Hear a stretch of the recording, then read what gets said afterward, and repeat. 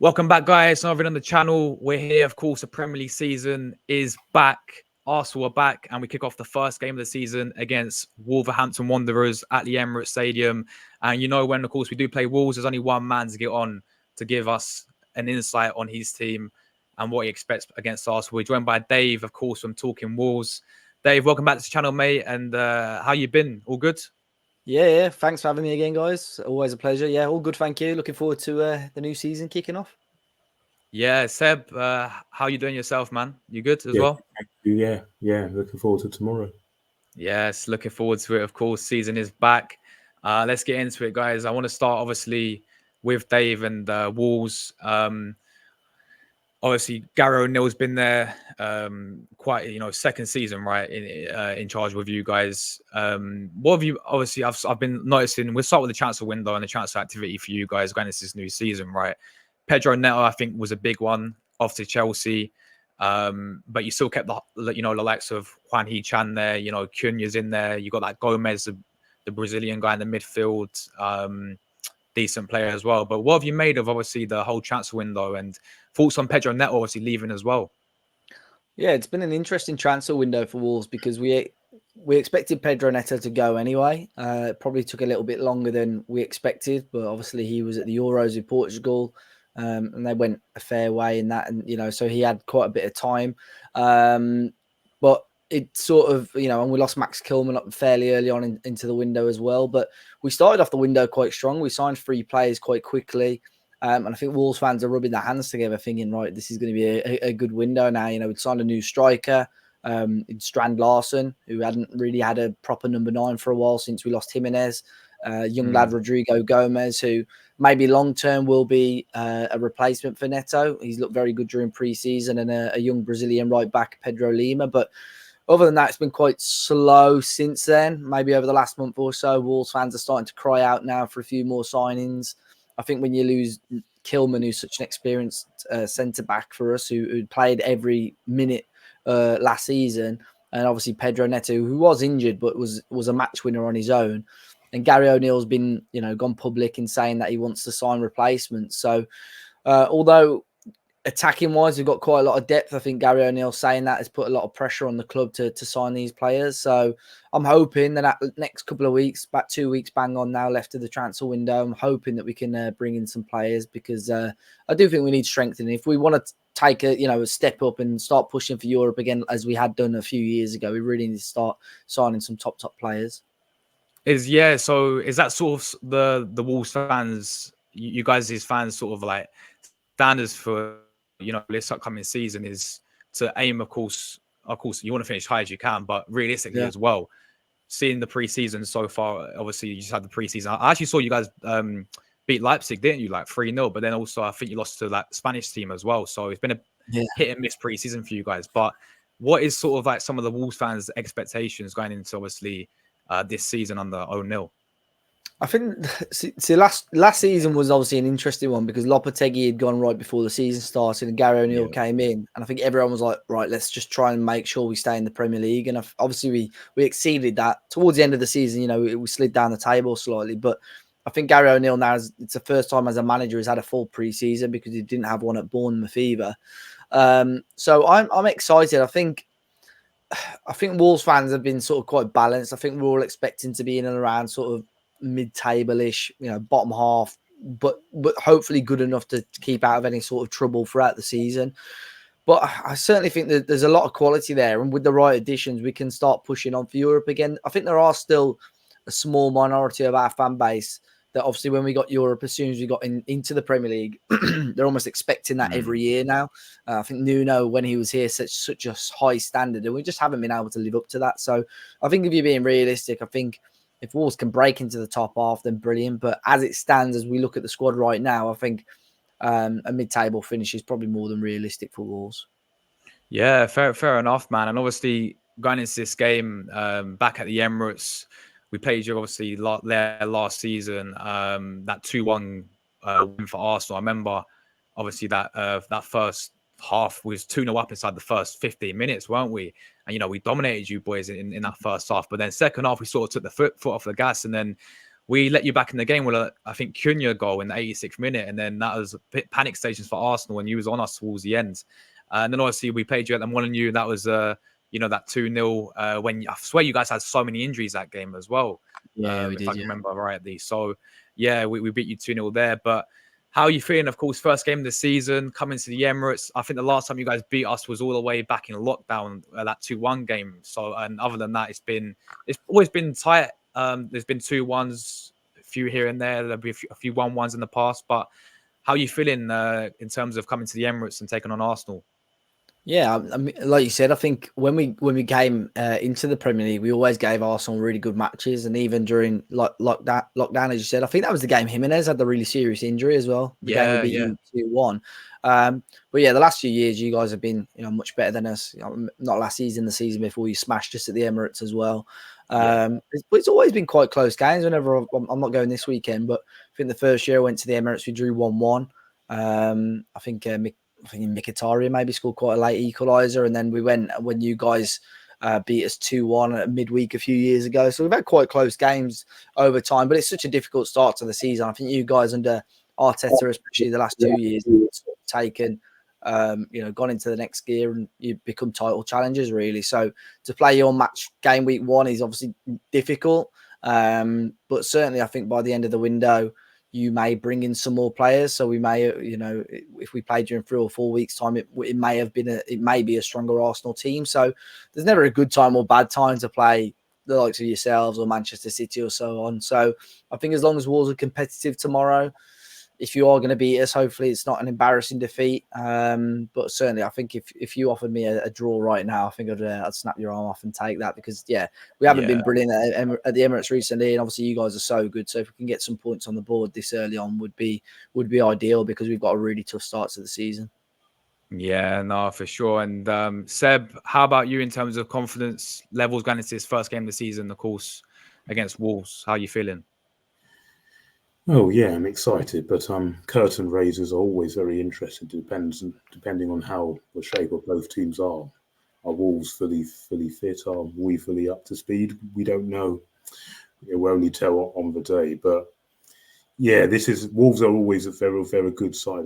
A side you definitely can't sleep on, otherwise they'll take points off you. So as long as the team are on it and fired up, ready, then I think we should be fine. But of course, this is going to be a different game to those Lyon and Bayer Leverkusen games, because it's actually a proper competitive game now, and this is where it really counts. And it is very important we get these points on the board, because if we are going to win this title, we need to start well and we need to finish well. And looking at the start we have got some tough away games coming up.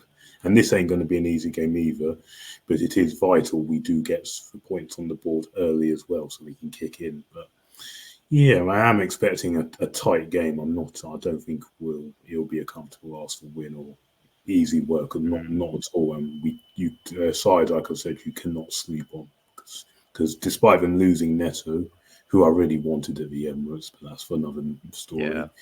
They have still got some good players that can definitely hurt us, and they're good on the break as well. So it does actually worry me.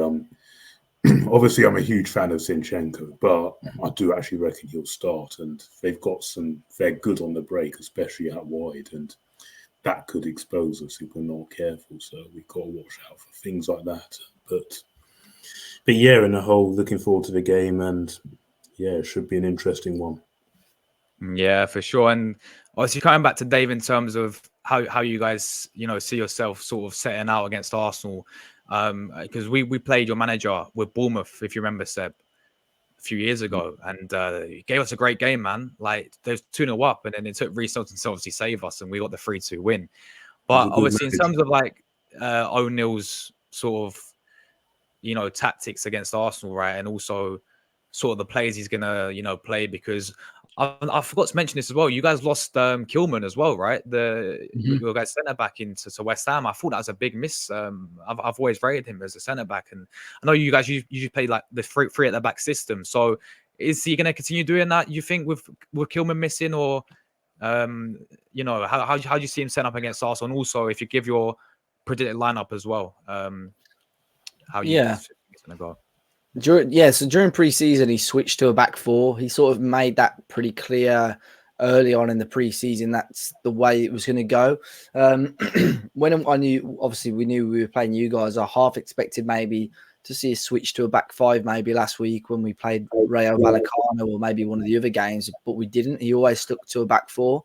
So I am intrigued to see how that goes because historically, when managers have tried it, Nuno tried it for a little bit, Bruno Lage tried it, and even Lopetegui tried it. And sometimes when you're on top of things, going forward, we look a fantastic side. But if you're under the cosh, the back four system looks all over the place and we're so open and defenders get dragged out. And I think in games like this against Arsenal, that's where it could really be caught out. Interestingly, the likes of Lemina, if he plays, which he will play, but if he plays him as a defensive midfielder, I think he'll almost slot in as a centre back alongside the two that will play there. But it may be a little bit more defensive than this. But if I had to pick our strongest 11 and what I'd possibly expect us to see tomorrow would be Sarr in goal, back four of Doherty because Semedo's suspended. Totti Gomez on Mosquera as centre back. So Mosquera's a lad that we've had for a few years, but been out on loan. He was out on loan at Villarreal last year and did really well. So Totti and Mosquera at centre back. Left back is Aït-Nouri. Two central midfielders of Lemina and João Gomez. And then probably like a front four, quite fluid, is Rodrigo Gomez, who's a new lad that we've brought from Portugal. Hwang, Mateus Cunha if he's fully fit because he has had a little injury, and Jorgen Strand Larsen up top. So it'd be like a 4-2-3-1, sort of 4-5-1 situation, I would assume, but could easily slot into a back five or maybe Cunha a little bit further up. So it's more of a 4-4-2. So there's a lot of fluidity with it, but I think if there's a time or a team to test that a new system out against, it's obviously going to be Arsenal because, you know, you're going to be really, really tested. So if Wolves come out of this with anything out of the game, I'd be very, very impressed. Yeah, and Seb, of course, for the Arsenal side of things, do you, in terms of the lineup Arteta's going to go with, let's hope we don't experiment like he did last season, you know, when we played Partey right back in the first three games. I'll just be asking for trouble if it does. Yeah, but how do you see Arsenal lining up? I think he'll go unchanged from what we saw at the Lyon friendly last weekend. I think so. That's obviously Raya in goal, White, Saliba, Gabriel, Zinchenko, and then Partey, Rice, and Odegaard, and Saka, Martinelli, and Havertz. I think he'll go with that again. I think it'll be that. It's not a bad 11. I think it's a very strong 11 that is capable of beating Wolves, but the team need to be on it. But it would not at all surprise me if Arteta does make some bold changes. But yeah, I expect him to go with that, and they have to deliver. There's enough out there. There's enough out there to do the job and to start quickly. And yeah, got to be good in the final third as well, don't we, Seb, man? Oh, definitely, because this was a problem at times last season. Was the final third, and yes, we haven't improved our front line, which I was hoping we would, and there is still a chance that we will later on during the window. But yeah, what we do in the final third, and yeah, and how we defend, it's going to be crucial. But yeah, I do expect that to be the team. Maybe Calafiori will get some minutes off the bench. Timber's back in training. Whether he'll play in this, I don't know. I think he'll probably be eased in or something. Jesus, I expect to come off the bench. Trossard, I expect to come off the bench. So yeah, there is good options there. Yeah, no, for sure. I do. I'm sort of with you as well. I do see him going unchanged from the pre-season against Lyon as well. I thought we played well, Seb, but again, just a bit worried about the final because two of our goals came from set pieces, you know, and we get called set piece FC. But fair play, we scored set pieces, but I think at the same time we had chances in the final third. You know, especially a team like Wolves. You know, we got to punish them, man, because last season we did that first 15 minutes 2-0 up, and then second half sort of went in their shell a little bit, and then they got the goal back, and then you know it's a bit panic stations. We ended up winning 2-1. Made it harder than it needed, and even at Molyneux, the same thing. Made it Molyneux was the same thing, even all the injuries. So many chances, yeah. But finally, guys, let's get into the big score prediction. Dave, how do you see the game going and score prediction, man? I don't want to be too pessimistic, but I think Arsenal are too strong for Wolves. If I had to use my head, I'd probably say a 2-0 Arsenal win. my heart is saying a draw. I'd be daft to predict a win as long as you know. Although I'd love to see Wolves win, I just can't see it happening. So heart saying 1-1, head probably going 2-0 Arsenal. Fair play to you, my man. And Seb, score prediction for you? I'll go 2-0 Arsenal. 2-0. I've gone the same as you, Seb. Yeah, I've gone 2-0. Tight game, but I think we'll get the 3 points and move to, of course, a big one. And by the way, Seb, I've mentioned this to you as well. Like, if we drop points here with the start we've got as well, with the 3 away games as well, Villa away, Tottenham away, Man City away, you know, it's going to be very hard to get points on the board, isn't it? Especially if we drop points here. Yeah, like I said, it's so important we start well. We start quickly, or you don't know what you're going to expect, because the season before last we started quickly but didn't end well. But then last season we played this more preserved game and then used our energy for the last part of the season. I don't know how it's going to plan out this year. I don't, but we have to start and end well. And I don't know. I don't know. We have to just wait and see. But it is vital we get the 3 points here. And I did also say in the last video, the predictions video, that if Arsenal are going to win the league, we have to go unbeaten at home. That is an absolute must. That is a must. So yeah, for sure. But guys, thank you very much. Obviously, for Dave, I want to come to you first, but you can shout your channel and where people can find you. But first, I want to say thank you for taking the time out. But yeah, just shout your channel where everyone can find you, man. Yeah, no, thanks for having me again, guys. Yeah, it's Talking Wolves everywhere on all the socials and obviously on YouTube, where we do previews, reviews, and reactions and stuff. So, yeah, appreciate you having me on, boys. And yeah, best of luck for the season, apart from tomorrow and the reverse switch, obviously. Of course, all the best to Wolves for the rest of the season as well. Hope you guys, have a great season as well over there. And then Seb, you got anything coming up in terms of, like, I know you write articles, so got any of them coming up yourself? It should hopefully be up tomorrow. Hopefully, as long as people will.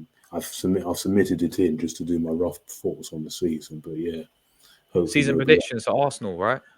Yeah, season predictions as well, and just explaining my overall thoughts on where I think we're at and what shape we're looking in, what we need to do. But yeah, there we go, guys. Thank you everyone who obviously watched the video. Make sure you leave your predictions down below, and really appreciate everyone for the recent support as well on the channel, as we are closing into 9,000 subscribers. So if you are new watching this, would have really appreciate a sub as well. But guys, we're back tomorrow, of course, match day. The Premier League's back. We are all back and we're ready. So we'll see you guys tomorrow. Come on, you Gunners.